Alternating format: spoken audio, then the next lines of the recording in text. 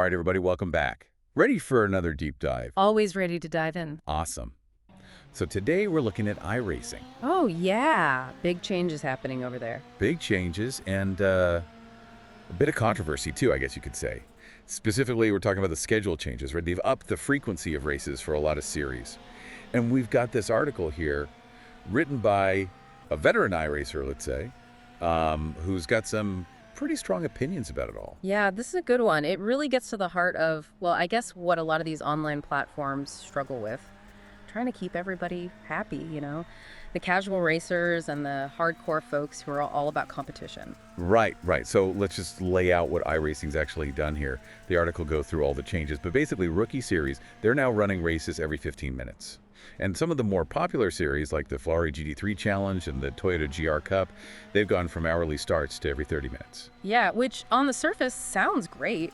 I mean, more racing, less waiting around. Who wouldn't want that? Exactly, exactly. Yeah. But, well, the article is kind of saying, hold on a second.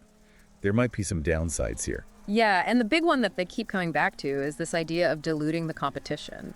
You know, you've got a limited number of racers in any given series, any given skill level, and if you spread them out over more races, well, the grids are going to be smaller, right? And not just smaller, but potentially less, I guess, less consistently competitive, right? You might have some races where it's still really tight at the front, but then others where there's a bigger skill gap. Yeah, I can see how that'd be frustrating. Like you're putting all this time into practice to improve your iRating, and then you get into a race and it's, I don't know, it's just not as satisfying because you're not battling it out with people at your level. Right, exactly. And the article, they actually talk about like the psychology of it all. They say back in the old days of iRacing, when races were less frequent, there was this sense of anticipation, this buildup. It was almost like a big event every race.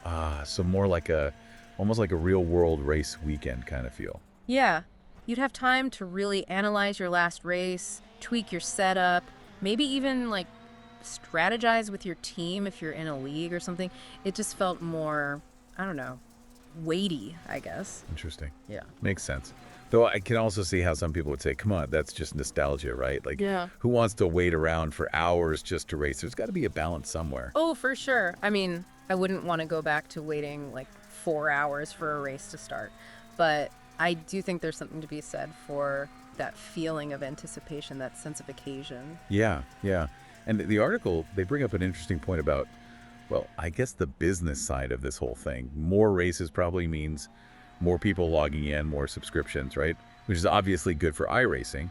Yeah. But their concern is, what if that comes at the expense of the hardcore racers, the ones who are really driving the competitive scene? Right, because if those racers get frustrated and leave, well, then you're just left with a more casual, less competitive environment overall. And that might not be what everyone wants. So, like, how do you solve that? The article doesn't really offer any concrete solutions, does it?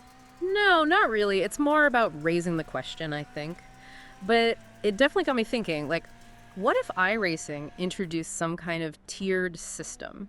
Like separate race series for different skill levels? Yeah. Or maybe even different race formats. Like maybe you have some races that are shorter, more frequent for the people who just want to jump in and have some fun.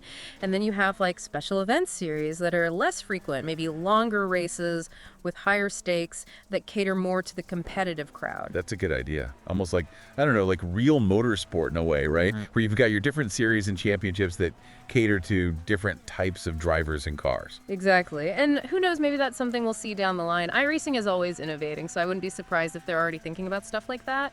Yeah. Okay, so for everyone listening out there, here's the bottom line, I guess.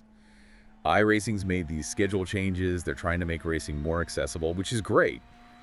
But it's definitely sparked a debate about what it means for the competitive side of things. And I guess it really comes down to, well, what kind of racing experience do you want? What are you looking for when you log into iRacing? It's a good question to ask yourself, for sure. Yeah. And here's another one to ponder, I guess. If you were in charge of iRacing, how would you balance all these competing interests? How would you keep both the casual racers and the hardcore sim racers happy? Because it doesn't seem like an easy problem to solve. It's definitely not. And it's not unique to iRacing either. It's something that pretty much every online gaming platform has to deal with as they grow and evolve. Right.